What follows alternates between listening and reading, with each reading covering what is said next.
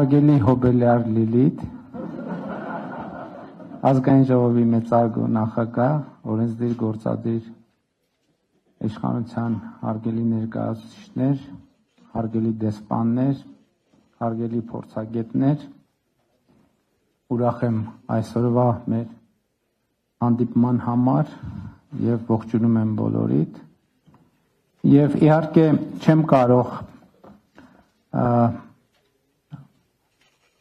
ողջունելով Կոնրադ Ադենաուերի հիմնադրամի ներկայացուցիչին չեմ կարող եւ նրա խոսքից հետո երբ նա խոսեց Կոնրադ Ադենաուերի եւ նրա վարած քաղաքականության եւ նրա որդեգրած ռազմավարության մասին, որով ինչպես կարելի էր եւ ակնհայտ է, որ գերմանացիները պարտանում են եւ այդ ռազմավարությունը համարում են իրենց պետական եւ ազգային ինքնության կարևոր մաս, մի նրբություն կա, որը շատ էական եմ համարում։ Ժամանակին Ադենաուերի որդեգրած ռազմավարությունը անվանում էին նաեւ խայտառակության ռազմավարություն, որովհետեւ ասում էին, որ այնինչ որ նա անում է կամ փորձում է անել եւ հույս ունեին, որ չի կարողանա անել, դա խայտառակության ռազմավարություն է եւ այս արձանագրումը շատ գեղեցիկ ձևով կա նաեւ Հենրի Քիսինջերի դիվանագիտություն գրքում, երբ որ նա խոսում է առաջնորդության առանձնահատկությունների, նրբությունների մասին մի քանի լիդերների օրինակով եւ նրանցից մեկը Կոնրադ Ադենաուերն է։ Իհարկե այդ ռազմավարությունը ինչի է հանգեցրել, արդեն հիմնադրամի ներկայացուցիչը ասաց եւ նույնիսկ եթե չասի, մենք կարծում եմ շատերս ենք տեղյակ դրա մասին, ովքեր լսել են, գիտեն, եղել են Գերմանիայում, կարդացել են Գերմանիայի եւ նրա անցած ճանապարհի մասին։ Իսկ անդրադառնալով այսօրվա մեր հանդիպմանը ուրախ եմ արձանագրել, որ խաղաղության խաչմերուկ նախագիծը մտել է իրագործման փուլ։ Եվ իհարկե ես հասկանում եմ նաև, որ այս համատեքստում առանձնահատուկ ուշադրության կենտրոնում է Թրամփի ուղի հանուն միջազգային խաղաղության եւ բարգավաճման նախագիծը, եւ ես այդ նախագիծը իհարկե կներկայացնեմ, իմ հիմնական կենտրոնացումը կլինի նախագծի եւ նրա իրականացման ընթացքի եւ առանձնահատկությունների վրա, բայց ավելի լայն համատեքստը նույնպես կարեւոր է, որովհետեւ խաղաղության խաչմերուկ նախագծի իրագործման առումով չափազանց կարեւոր է այն, որ մենք ըստ էության արդեն մի փուլ ենք մտել, որտեղ հյուսիս-հարավ նախագիծը ստանում է միսուարիոն։ Գիտեք, որ այս տարի արդեն մենք կբացենք Գյումրիից, այստեղ նույնիսկ Գյումրիից Երևան հատվածը հյուսիս-հարավ ճանապարհի, որը հիմա գործնականում արդեն պատրաստ է, ուղղակի կահավորման աշխատանքներ պետք է արվեն, եւ նաեւ Ագարակ Քաջարան հատվածն է կառուցվում շատ մեծ տեմպերով, ներկայումս շատ ակտիվ քննարկումներ են ընթանում Սիցյան Քաջարան հատվածի կառուցման ուղղությամբ եւ նաեւ առանձնահատուկ կարեւորություն ունի Բարգուշատի թունելի կառուցման նախագիծը, որի վերաբերյալ մենք արդեն մտնում ենք եզրափակիչ փուլ։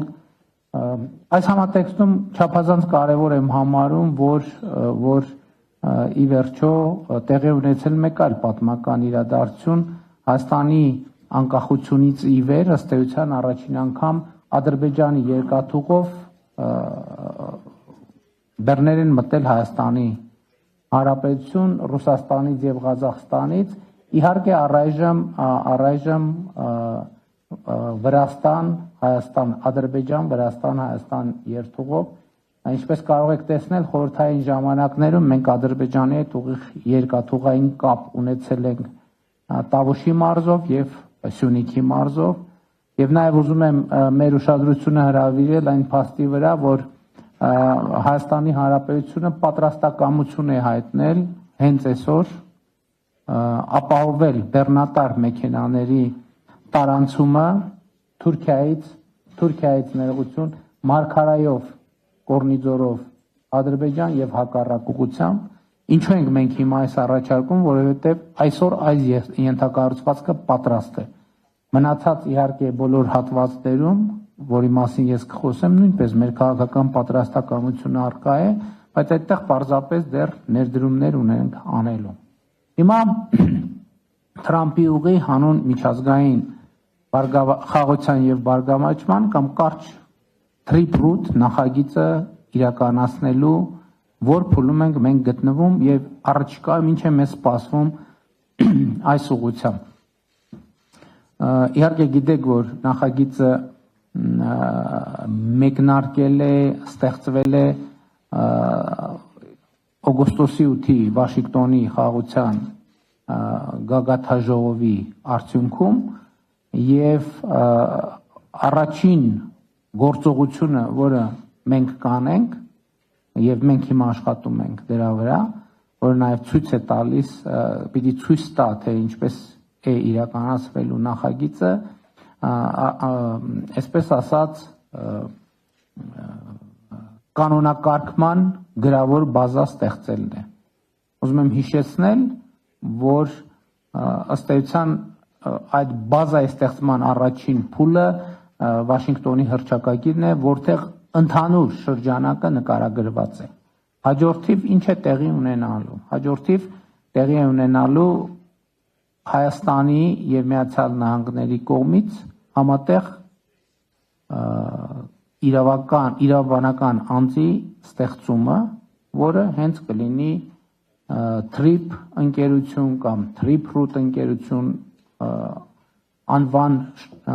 վերջնականացումը նաև ընթացքի մեջ է, որը կլինի արդեն ինչպես ասացի Հայաստան Միացյալ Նահանգներ համատեղ հիմնադրված ընկերություն եւ կլինի տնօրենների խորհուրդ, որը կկառավարի ընկերությունը։ Տնօրենների խորհրդում ներկայացված կլինեն Հայաստանի եւ Միացյալ Նահանգները եւ իհարկե տնօրենների խորհրդում բաշխվածությունը կախված կլինի նաեւ մասնաբաժիններից, որի շուրջ նույնպես ներկայումս քննարկումներ են տեղի ունենում, բայց կարևոր է արձանագրել, որ ռազմավարական նշանակության հարցերի վերաբերյալ Հայաստանի ներկայացուցիչները Հայաստանը կունենա վճռական ձայնի իրավունք։ Սա շատ կարևոր ըմբռնում է եւ շատ կարևոր արձանագրում է։ Հաջորդ նրբությունը, որի մասին կուզենայի խոսել, հետեւյալն է, որ նախագիծը ունենալու է մի քանի երկաթուղի, էլեկտրահաղորդման գծեր, խողովակաշարեր, որի մեջ կարող են լինել գազամուղ, նավթամուղ,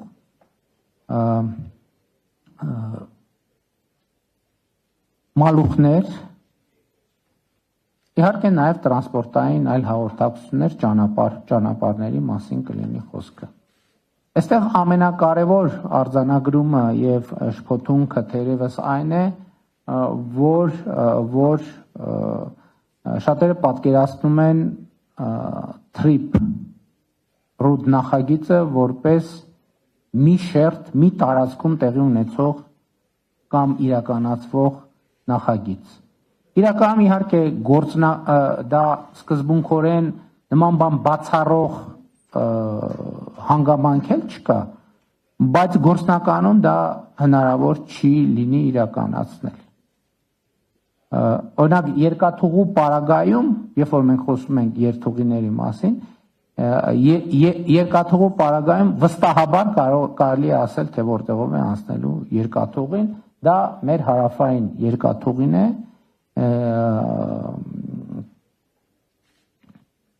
որը խորհրդային միության ժամանակ գոյություն է ունեցել պայմանական Նռնաձոր, Կարճևան հատվածներում, այսինքն մեզ հայտնի, որը խաղաղության խաչմերուկ նախագծում նշված է, ակնհայտորեն երկաթուղին լինելու է այդտեղ, կառուցվելու է, վերականգնվելու է այդտեղ, ինչու ակնհայտորեն, որովհետև նախ այլտեղ գործնականում հնարավոր չէ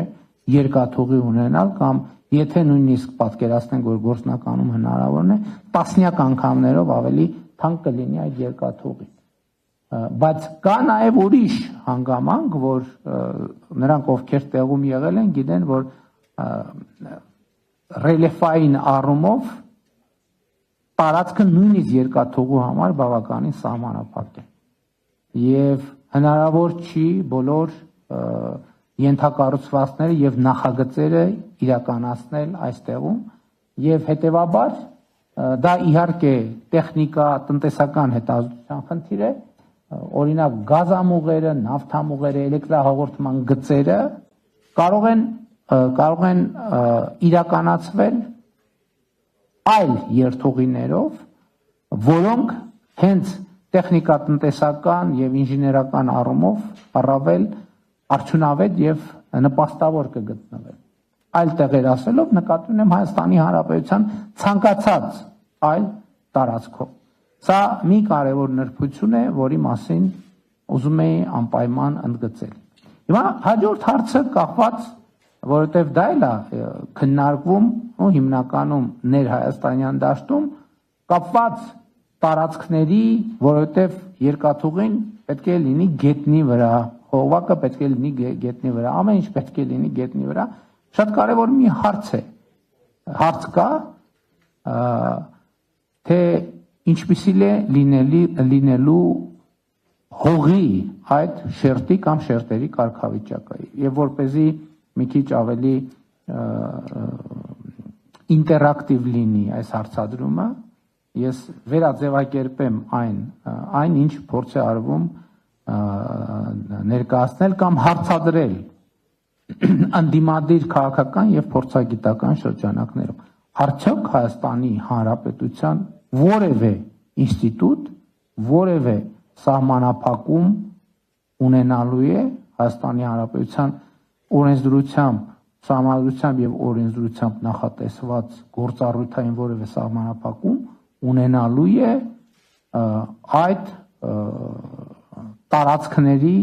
վերաբերյալ հստակ աներկբա միանշանակ եւ տարընթերցման տեղի չտվող պատասխան եմ ուզում տալ։ Ոչ։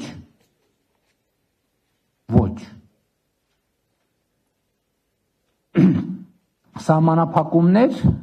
կարող են լինել այնպիսին, ինչպիսին օրինակ Հայաստանի Երևանում օրինակ կան գործարաններ, ճիշտ է, կան ձեռնարկություններ։ Երևանում կա Զվարթնոց օդանավակայան։ Ինչ որ սահմանափակումներ, ինչ որ կարող են լինել, ասենք մոտակա ամենամեծ հիմա այս պայն ամենամոտակա գործարանը որն է, կամ ինչ որ ներդրումային ծրագիր, ինչ սահմանափակումներ կարող են լինել այնտեղ, նույնն էլ կարող են լինել TRIP-RUT նախագծի կոնկրետ ծրագրերում, որովհետև ես էլ է կարևոր, մենք պետք է նաև չվախեցնենք մեր պոտենցիալ ներդրողներին, որովհետև ցանկացած ներդրող ինքը նաև իր գործունեության արեալը ունի եւ կարևոր է, որ իր գործունեության արեալում ինքը իր կանոնադրական խնդիրներ լուծելու ճանապարհին չունենա սահմանափակումներ, բացի այն, ինչ որ նախատեսված է Հայաստանի Հանրապետության օրենսդրությամբ։ Հաջորդ կարևոր նրբությունը, որի վրա ուզում եմ հրավիրել մեր ուշադրությունը եւ որը նույնպես ցավոք շահարկումների տեղիք է տալիս։ Խոսքը վերաբերվում է, ես եթե ճիշտ հասկացա, այդ թվում 3 խորհրդարանական քննարկումներից հատվածական սահմանազատում կոչվող թեմային։ Սա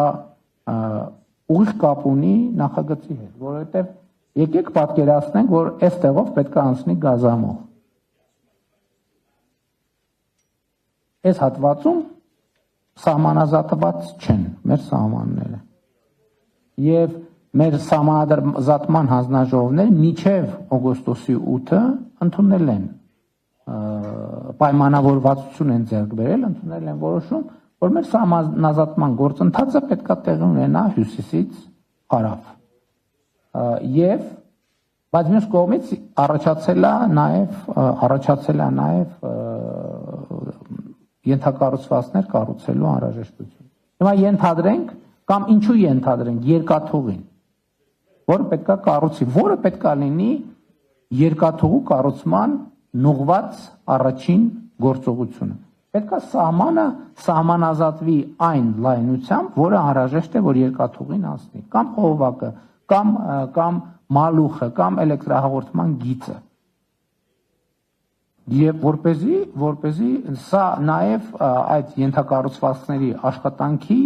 բնականon ընթացքը ապահովելու համար անհրաժեշտություն է։ Եվ եթե ենթակառուցվածքի համար անհրաժեշտ է ենթադրենք 5 կիլոմետրանոց հողաշերտ կամ մի անհրաժեշտ տեխնիկական այդ թվում լայնությամբ պետքա նախ իրականացվի սահմանազատում, որից հետո շինարարություն, որպեսզի տարընթերցում չլինի։ Այս շինարարը հիմա շինարարը ինքն էլ համոզված լինի, որ երկրի տարածքում է գործում, որտեղ Հայաստանի կոնկրետ Հայաստանի կողմից կամ Trip ընկերության կողմից լիազորված շինարարները պետք է համոզվեն, որ իրենք Հայաստանի տարածքում են աշխատում, որպես նրանք համոզվեն, որ Հայաստանի տարածքում են աշխատում, պետք է սահմանազատված լինի, վերահաստատված լինի։ Իհարկե կան խորհրդային ժամանակների սահմանագծերը, բայց սահմանազատման գործընթացով, որը իմիջայլոց ուժի մեջ է մտել 2024 թվականին վավերացված երկու երկրների սահմանազատման հանձնաժողովների համատեղ գործունեության կանոնակարգով, այսինքն ընթացակարգով պետք է վերահաստատված լինի։ Այսինքն սա ենթակառուցվածքների կառուցման համար շատ կարևոր առաջին եւ նախնական քայլն է։ Հիմա ինչպես է հաջորդիվ իրականացվելու ծրագիրը։ Ինչպես է Trip ընկերությունը աշխատելու հողի վրա, ինչպես է ստանալու կամ ինչ է ստանալու այդ հողի հետ հարաբերվելու։ Այնինչ մինչև հիմա նախատեսված է Հայաստանի Հանրապետության օրենսդրությամբ։ Հայաստանի Հանրապետության օրենսդրությամբ նախատեսված է մի ինստիտուտ, որը կոչվում է կառուցապատման իրավունք։ Կառուցապատման իրավունք, որը մինչև հիմա Հայաստանում տասնյակ անգամներով կիրառվել է, այսինքն ընդ որում տարբեր երկրներում տարբեր կերպ է կոչվում այս ինստիտուտը։ Երկրներ կան, որ իրանք լիզ են անվանում, այսինքն որ թարգմանաբար նշանակում է վարձակալություն։ Մեր երկրում այդ ինստիտուտը կոչվել է, այսինքն նախկինում այս ընթացքում կոչվել է կառուցապատման իրավունք։ Ինչ է սա նշանակում։ Սա նշանակում է, որ որոշակի իրավական ընթացակարգերով որոշակի ընկերություն ստանում է տարածք, այդ տարածքում կառուցապատում իրականացնելու նպատակով շահույթ ստանալու համար։ Եվ առանձնահատկությունը այն է նաև այս ինստիտուտի,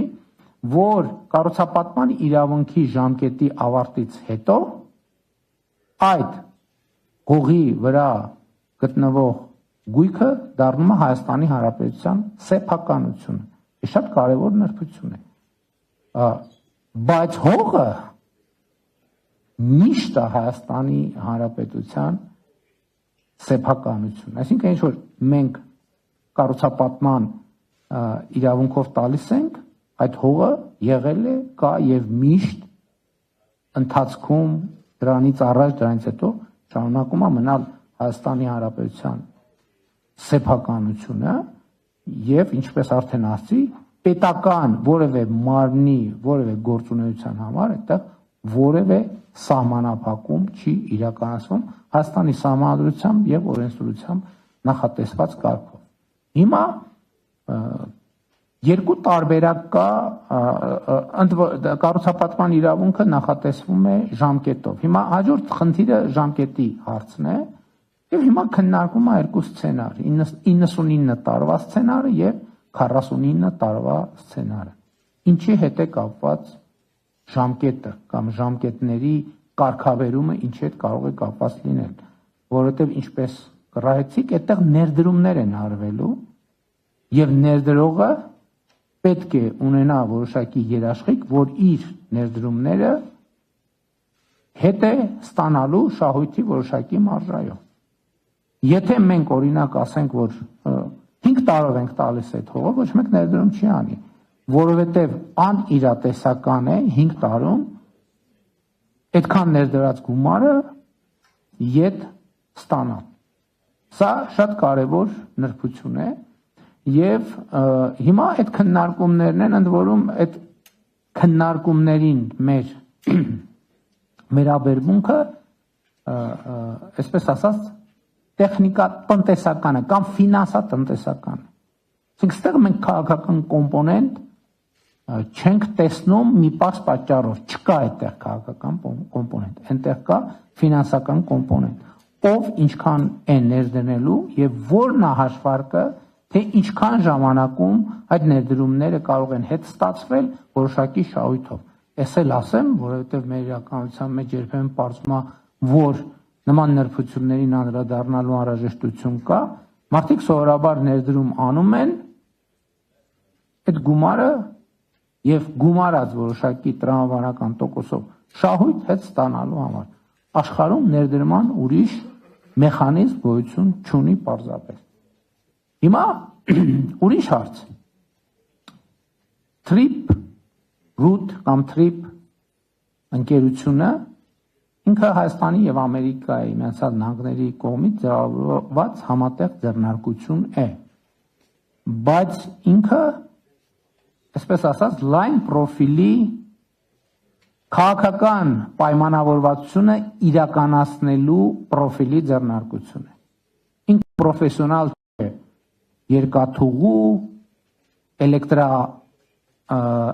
էներգետիկայի, նավթի, ինտերնետի եւ այլ ոլորտներում։ Եվ հավանականություն է առաջանալու անհրաժեշտություն գուցե դեպքերի մի մասում, գուցե բոլոր դեպքերում, գուցե դեպքերի մի մասում հրավիրել պրոֆեսիոնալ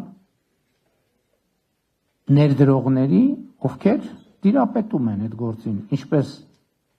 փող դնել տվյալ ոլորտում եւ ինչպես փողը շահույթ ստանալ։ Եվ այստեղ մենք նաեւ այստեղ է, որ մենք ասում ենք, որ ներդրումային նոր հնարավորություններ են բացվում Հայաստանի Հանրապետությունում, այդ թվում այլ ընկերությունների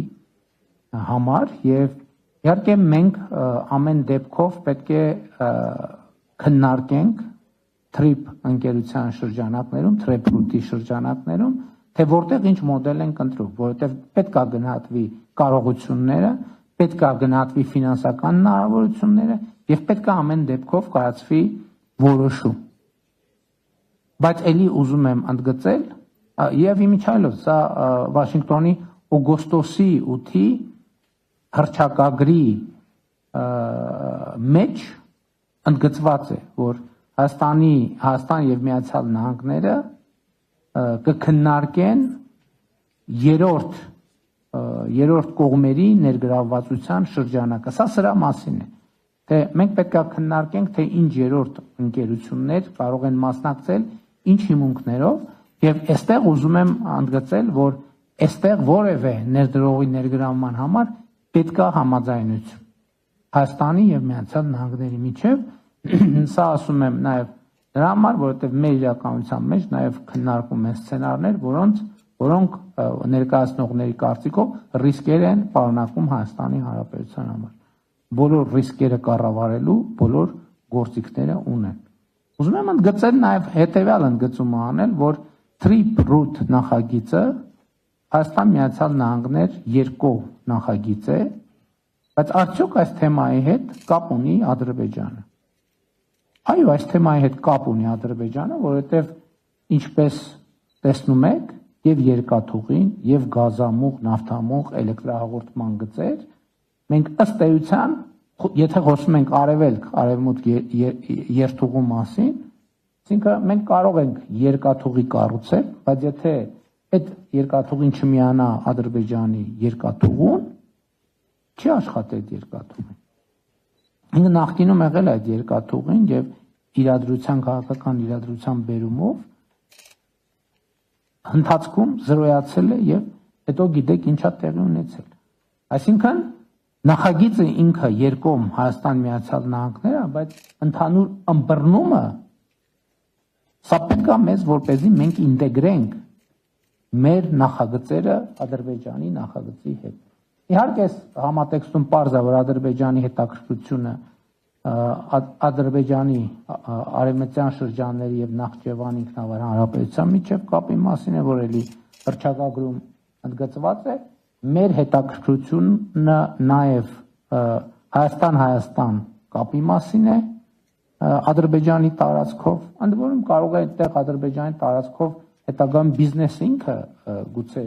որոշ սցենարների նկատմամբ հետաքրքրություն առաջացնի։ Մենք Հայաստան, Ադրբեջան ասելով նկատի ենք ունենում այս քաղաքական աչքով այս երթուղիներն են կարդում, բայց այս էլ Ադրբեջան,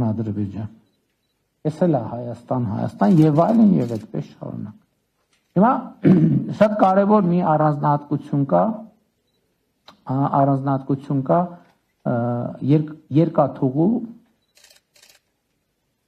արևելքից արևմուտք իրենց շարունակության մասին, որովհետև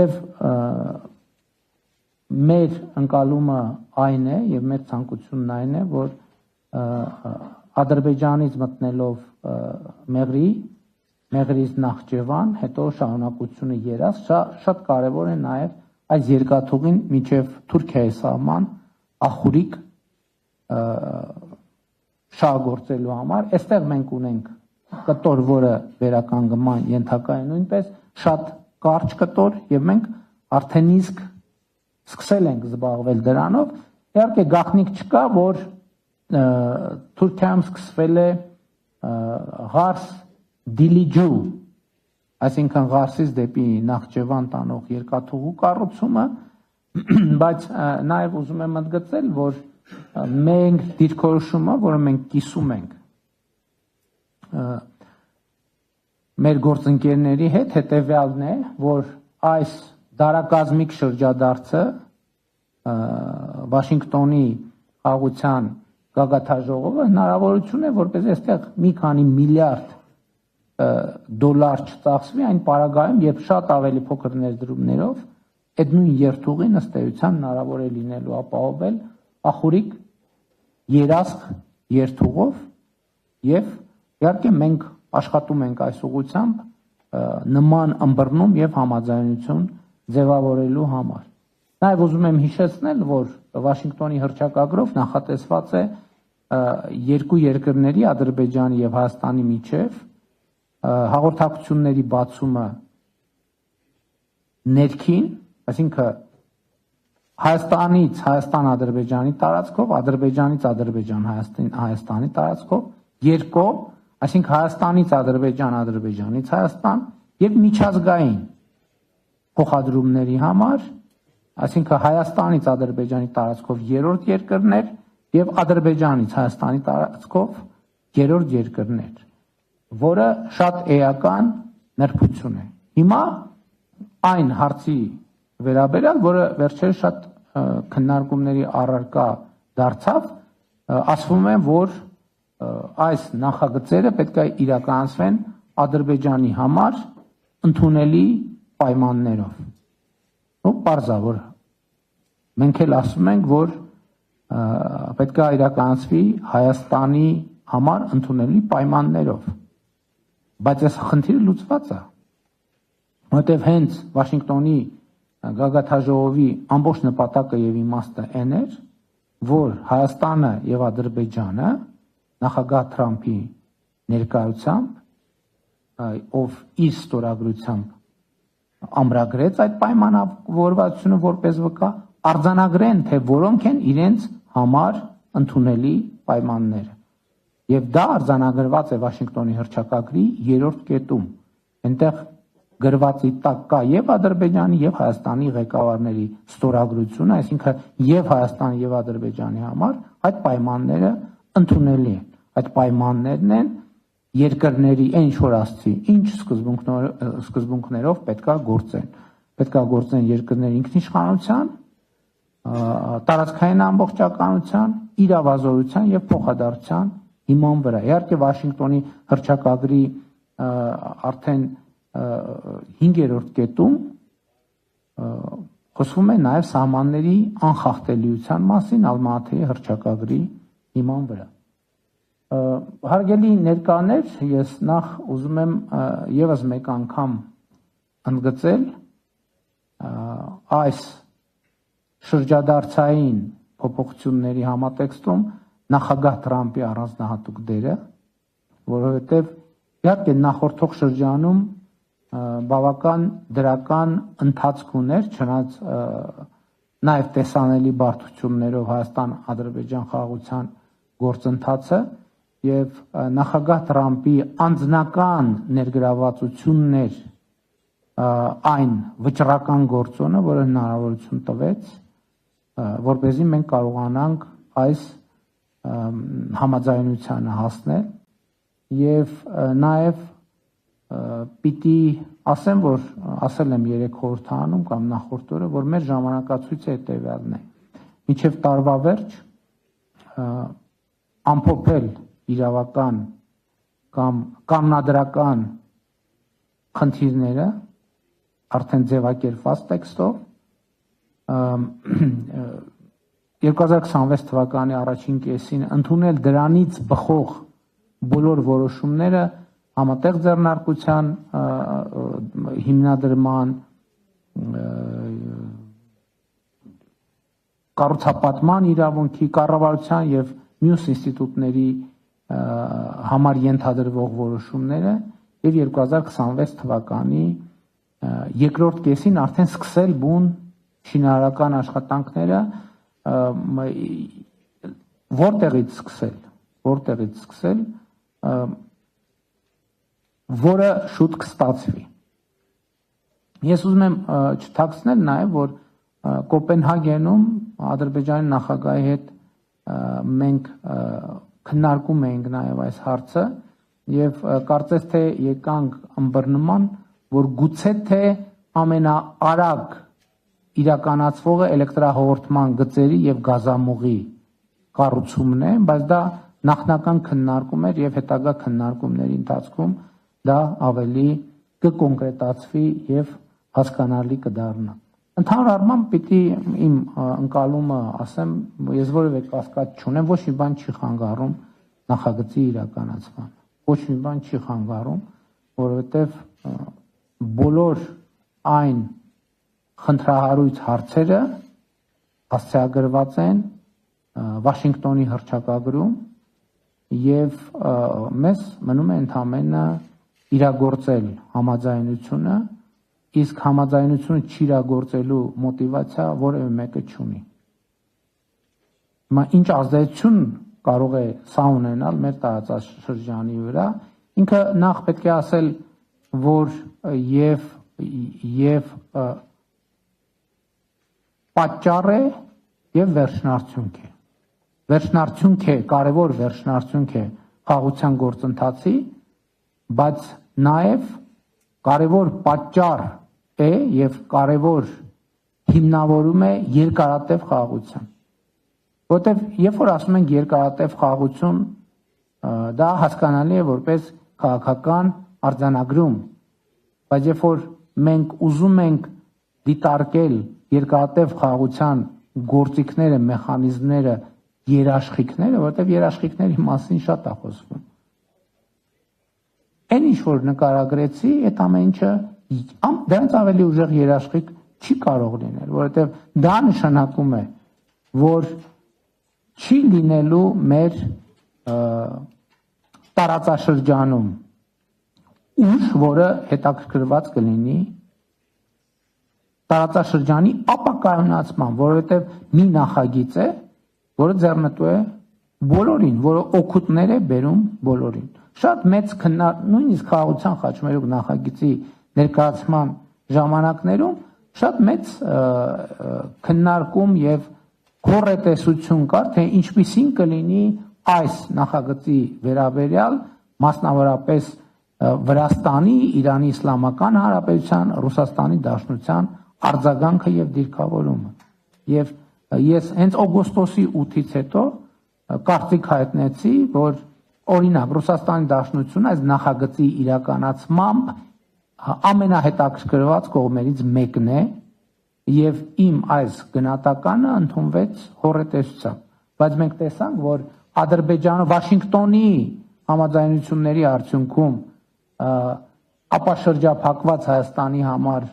ադրբեջանական երկաթուղու առաջին շահառուն դարձավ Ռուսաստանի Դաշնությունը։ Հաջորդը Իրանի Իսլամական Հանրապետությունը, այս քարտեզը ակնհայտ է դարձնում ամեն ինչ, որ այս նախագիծը իհարկե այս նախագիծը նոր հնարավորություններ է բացում Պարսից ծոց, Սև ծով եւ Օմանի ծոց, Սև ծով տարանցման պոտենցիալի մեծացման առումով։ Եվ հասկանալի է, որ նախագիծը նույն չափ ձեռնտու է Վրաստանին եւ Իրանի Իսլամական Հանրապետությանը։ Նախագիծը ակնհայտորեն ձեռնտու է Հայաստանին, Ադրբեջանին, նախագիծը ակնհայտորեն ձեռնտու է Թուրքիային, նախագիծը ակնհայտորեն ձեռնտու է Միացյալ Նահանգներին, նախագիծը ակնհայտորեն ձեռնտու է Կենտրոնական Ասիայի երկրներին, նախագիծը ակնհայտորեն ձեռնտու է Չինաստանին եւ սա ես հասկանում եմ, որ տարօրինակ է հնչում, բայց այդպես ստացվել է, որովհետեւ երբ որ քաղաքական խոսույթի տեսակետից ենք նայում, այդպիսի շեշտադրումներ, թե ինչքանով ձեռնտու կլինի ուրիշներին, հնչում են, բայց երբ որ նայում ենք գետնի վրա գործնականում, մենք տեսնում ենք, որ ըստ էության գործ ունենք կոնսենսուսային նախագծի հետ կամ նախագծի, որը անխուսափելիորեն դառնալու է կոնսենսուսային։ Եւ այսօր էլ կոնսենսուսային է, որովհետեւ ես ի հեճուկս, ի տարբերություն օգոստոսի 8-ի հաջորդած առաջին շրջանին, ես հիմա որևէ եթե պատշաճ տեղեկացված եմ, որևէ քննադատական ուղերձ չեմ լսում ոչ մի կողմից, իհարկե եթե հաշվի չառնենք Հայաստանի ներսում արկա որոշ քննադատություններ, որը ունի բացառապես ներքաղաքական իմաստ եւ կոնտեքստ եւ միջազգային տրամաբանության մեջ նման խնդիր ընդհանրապես չկա եւ գոյություն չունի։ Իհարկե ինչ խոսք նման քննարկումները մեզ համար շատ կարեւոր են, որպեսզի մենք ներկայացնենք նախագիծը իր բոլոր մանրամասներով։ Ես առիթ չէի ունեցել մի շարք նրբությունների մասին խոսել եւ ուրախ եմ, որ այսօր այդ առիթը ընձեռվեց, բայց պետք է այդել հաշվի առնենք, որ թեման ծավալուն է։ Ես չեմ հավակնում, որ այսօր բոլոր հնարավոր հարցերին պատասխանեցի։ Հիմա իմ այս ելույթից հետո, ներկայացումից հետո հնչելու են նոր հարցեր, ձևակերպվելու են նոր սարսափներ, հնչեցվելու են նոր, նկարագրվելու են նոր ապոկալիպսիսներ։ Խնդրում եմ հաշվի առեք, որ ես իհարկե հասկանում եմ կարևորությունը, բայց ամեն ինչին չէ, որ կարող եմ 5 րոպե հետո արձագանքել, եւ այն, որ ես 5 րոպե չեմ արձագանքել եւ չեմ հիմնավորել, որ ապոկալիպսիսը մտածածին է, դա չի նշանակում իմ լուր համաձայնությունը ապոկալիպսիսի տեսության հետ։ Ի վերջո, առաջիկայում ոնց էլ լինի, առիթ կընձեռվի, մենք հիմա աշխատում ենք մաքսիմալ թափանցիկ կերպով։ Ես չեմ հիշում, որ նույնիսկ ես նախկինում ավելի մեծ հաճախությամբ շփվում լրագրողների հետ, նույնիսկ 2018-ի եւ 2019-ի համեմատ, այնպես որ հանրության հետ բոլոր հարցերը կստանան իրենց պատասխանները, բայց ես կարող եմ մի բան ասել այս գլխից։ Ցանկացած սարսափի եւ ապոկալիպսիսի տեսություն ես կանխավարկածով հերքում եմ։ Կանխավարկած, անկախ նրանից թե դա ինչ տես, հնարավոր էլ չի, որովհետև բանավոր պայմանավորվածությունը մի բան է, որ կես ժամ հետո կարող է որևէ մեկը ասել, որ բանավոր ես այդ չեմ ասել, այն եմ ասել։ Ես ասում եմ, հիմա ուրիշ առանձնահատկություն կա, նույնիսկ տեսախցիկների առաջ ուղիղ եթերում տեղ ունեցած երկու անձի խոսակցության վերաբերյալ 2 ժամ հետո կարող է լինել այդ երկու խոսացած անձի տարընթերցումը։ Որ մեկ ասի, չէ, ես այդ նկատի չունեի, մյուս ասի, չէ, այդ նկատի, ես էլ այդ նկատի չունեի։ Հասկանաք, այդ ընդհանրապես ապա ինստիտուցիոնալ մտածողություն, որ կամ բանավոր պայմանավորվածություններ։ Ինչպես կարող է լինել բանավոր պայման։ Մենք հասկանում ենք խնդրի մասշտաբը։ Մենք բանավոր պայմանավորվածություն կարող է լինել ժամը 1-ին սուրճ խմենք, շատ լավ։ Նման պայմանավորվածություն կարող է լինել կամ հանդիպենք, բայց բովանդակային այս շերտերը պատկերացնում ենք որևէ բանավոր եւ պայմանավորվածություն պարզապես չի կարող գոյություն ունենալ եւ գոյություն չունի, բայց մեծագույն պատճառը դրա որ չի կարող լինել լեգիտիմությունն է։ Այս խնդիրները հնարավոր չի, այս ծրագրերը հնարավոր չի իրականացնել առանց լեգիտիմության։ Եվ ընդհանրապես մեր ռազմավարությունները, մենք հիմա դրա մասին ավելի ու ավելի շատ ենք խոսում, մեր բոլոր ռազմավարությունները հիմնված են լեգիտիմության վրա, թե արտաքին եւ թե ներքին ռազմավարությունները հիմնված են լեգիտիմության վրա, որովհետեւ միայն լեգիտիմությունն է, որ կարող է բերել տևական խաղաղություն, կայունություն, ժողովրդավարություն, օրենքի եւ իրավունքի գերակայություն եւ այլն եւ այսպես շարունակ։ Եվ հետեւաբար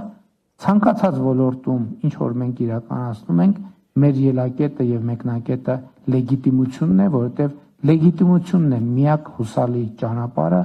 որը կարող է մեզ ոչ միայն հասցնել մեր հռչակած նպատակներին, այլև ապահովել այդ նպատակների երկարաժամկետ իրագործումը։ Շնորհակալ եմ։